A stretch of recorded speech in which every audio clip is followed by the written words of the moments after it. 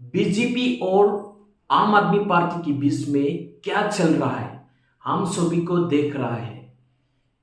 आम आदमी पार्टी के नेता लोगों ने कह रहा है कि बीजेपी के नेता वाले ने ईडी सीबीआई लगा के आम आदमी पार्टी की नेताओं को झूठे इल्जाम लगा के गिरफ्तार कर रहा है। संजय सिंह, आम आदमी पार्टी के सांसद संजय सिंह को ईडी ने गिरफ्तार कर लिया सैरब घोटाला के मामले में। कुछ महीने पहले दिल्ली की शिक्षा मंत्री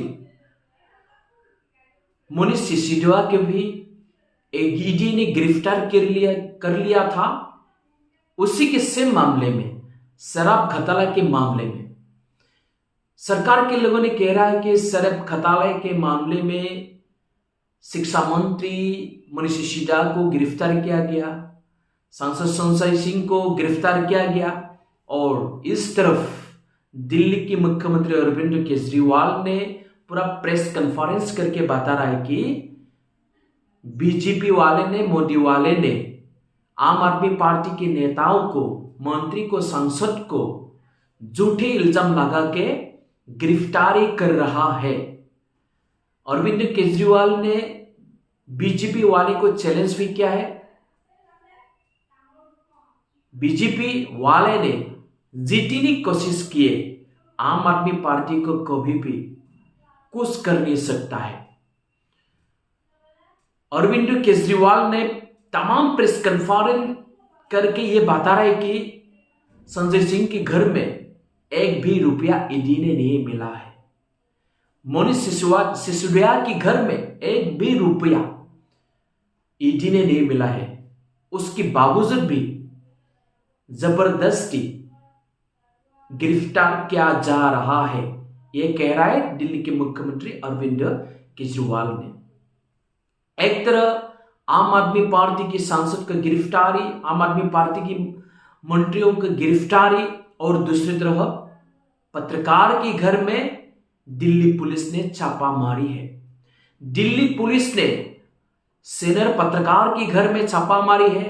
उन लोगों की लैपटॉप, उन लोगों की मोबाइल, बहुत सारी चीज को सीज कर रहा है और सीज करके लेके आया, और उन लोगों पत्रकार को बुला के लेके आया उन लोगों की ऑफिस में।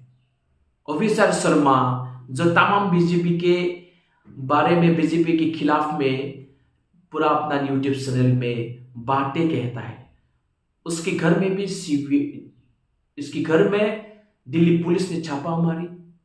भाषा सिंह के घर में दिल्ली पुलिस ने छापा मारी, और उर्मिलेश के घर में भी छापा मारी। बहुत सारे ऐसे ही बड़े बड़े जो सीनियर पत्रकार है, जो बीजेपी के खिलाफ कह रहा है, उन लोगों के घर में दिल्ली पुलिस ने छापा मार रहा है। क्या ये देश के साथ अच्छा काम हुआ है?